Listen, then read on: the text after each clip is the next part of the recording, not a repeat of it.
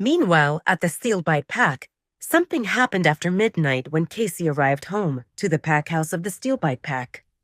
Everyone saw that she felt in a bad mood, and they stayed away from her. Alpha Richard gave Cassie about 1 hour to steam out before he came to her room, only to find Cassie sprawled on her bed with her head buried into pillows that did a lousy job in lowering the volume of her sobs. Cassie didn't feel sad or heartbroken. She felt humiliated and furious. How could she accept this outcome? She experienced Damon's intimate embrace more than once, and even though he never acted cuddly or lovey-dovey, he never hurt her. Cassie didn't take it against him. He served as an alpha after all. He didn't need to woo women because they came to him, just how Cassie did. Everyone knew that Alpha Damon sampled a woman for one night, and that ended it. Cassie had the pleasure of being with him repeatedly over the last few years. She thought it meant something. Yet now he choked her, and he kicked her out because she slapped one scrawny Omega? The image of Damon's furious glare etched into Cassie's mind, and she felt confident that it would become part of her nightmares. In her pack, Cassie acted as a princess, and everyone treated her with respect. And what she experienced from Damon equaled 100 slaps on the face. It seemed one thing for Maya to mock her, but even the warriors who escorted Cassie out of Damon's territory looked at her with taunting smirks, which made Cassie's blood boil. Cassie felt embarrassed and angry, and she didn't know how she could show her face in public anymore. Alpha Richard took a seat on the edge of Cassie's bed. "Will you tell me what happened, Pumpkin?" Cassie whipped her head to glare at her father. "What happened? You know what happened! Alpha Damon kicked me out and told me not to come anymore, like I'm some kind of criminal." "That marked the outcome, but I'm missing the part why you assaulted one of his members. Didn't I tell you to act like his Luna and be compassionate while there?" "Compassionate? Compassion exists for people who behave and know their place. That Omega stole. She had a phone that obviously didn't belong to her, and when I asked her to give it to me, she refused and tried to leave, like I'm not important. I only slapped her to make sure she knew her place. I didn't even hit her that hard." Cassie sounded hysterical. "Sweetie, that's Alpha Damon you're talking about." Alpha Richard knew that Cassie returned unscathed only because Cassie served as his daughter. "I told you to act like a Luna and be benevolent.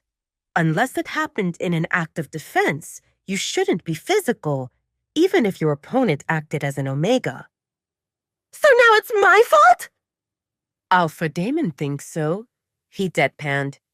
"How about you calm down and tell me what happened from the beginning, since you arrived at the Dark Howlers pack? I don't think he would lose his temper over one isolated incident, so tell me everything you can remember. Let's analyze the situation together and see if we can salvage it." Alpha Richard went through this exercise many times. Whenever Cassie returned from the Dark Howlers pack, he would find a reason to ask Cassie about details from her visit. Yes, Cassie only focused on seducing Damon, but sometimes she would find other useful information that Alpha Richard could use. Cassie took a few deep breaths and started. "When I arrived, Alpha Damon avoided our usual greeting. Well, he doesn't really act warm and gentle, but whenever I come, I hug and kiss him. But this time, he dodged me." She told him how Damon seemed distant, and one moment he allowed her to come close, only to push her away in the next, how he always seemed busy, about the incident in the kitchen when she caught Talia stealing, how Damon would eat in his room instead of joining them, and how Damon took another girl to Humantown while giving her a warning that she acted too nosy, and then how she caught Talia with the pricey phone. Why did he defend her twice? She seems so weak. You should see her. Alpha Richard didn't need to hear the details. He already got the gist of it about the reason why Cassie got kicked out. Cassie lost temper, crossed the line, and Alpha Damon punished her.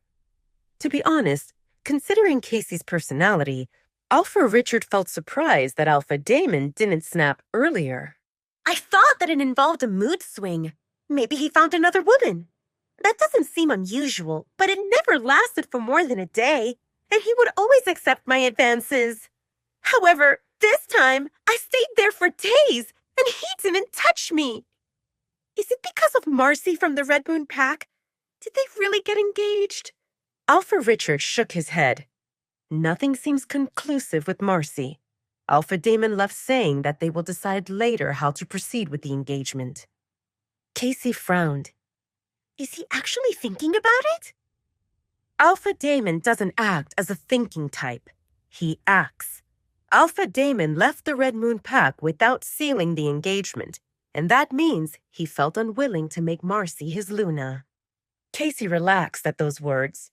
But then, why did he avoid me? Other than one woman who he took to the human city for an appointment, I didn't see any other woman around him other than Omega's and that annoying Beta Maya. Do you know who served as the woman that Alpha Damon took for an appointment? I never saw her before, but her clothes looked high-end. Casey paused. Actually, a day before that, Alpha Damon went shopping personally, and I saw bags full of clothing. I feel confident that he bought clothes for her. Does that seem unusual? If he courted a woman, it's not unusual to buy her gifts. Casey plopped on the bed and stared at the ceiling. I don't know, Daddy. Nothing seemed out of place, but my intuition told me that everything changed. So far, Alpha Damon acted either indifferent or accepting toward me. Yet this time, he scolded me more than once, and he even hurt me. A man doesn't change like that unless he found someone else.